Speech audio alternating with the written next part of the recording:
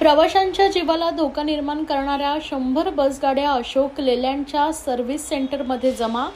सदोष बसगाड्या प्रकरणी मुंबई बस मालक संघटना आणि बस ओनर सेवा संघर्ष समिती आक्रमक।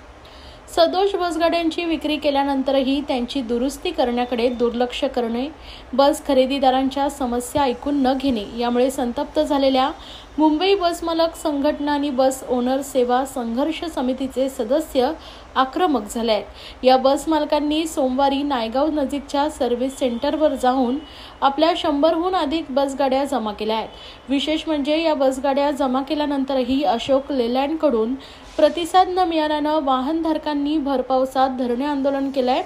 खासगी वाहतूकदारांनी सुमारे 1 कोटी रुपये खर्च करून अशोक लेलँडनं बाजारात आणलेल्या 13.5 मीटरच्या लांबीच्या बसगाड्या विकत घेतल्या आहेत। मात्र या बसगाड्या सदोष असल्याने प्रवासादरम्यान अपघातग्रस्त होण्याचा धोका बळावला आहे। या संदर्भात मुंबई बस मालक संघटनेने 13 जून रोजी ठाण्यातील अशोक लेलँड कंपनीच्या प्रशासकीय कार्यालयात अधिकाऱ्यांची भेट घेऊन मार्ग काढण्याची विनंती केली आहे।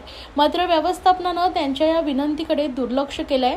त्यानंतरही अनेक बसगाड्यांचे फ्रंट व्हील हब क्रॅक होणं, व्हील डिस्क तुटणं, clutch pressure plate, release bearing, clutch cylinder, diesel pipe तुटणं, सायलेन्सरचे पाईप फुटणे, पुरवठा करणारं पाईप फुटणं तर गिअर बॉक्स, ब्रेक लायनर तुटणं या समस्या सुरूच होत्या। विशेष म्हणजे अवघ्या काही महिन्यातच या समस्या निर्माण झाल्या असून अशोक लेलँडकडून कोणत्याही प्रकारच्या सुविधा किंवा वॉरंटी प्रदान केली जात नव्हती।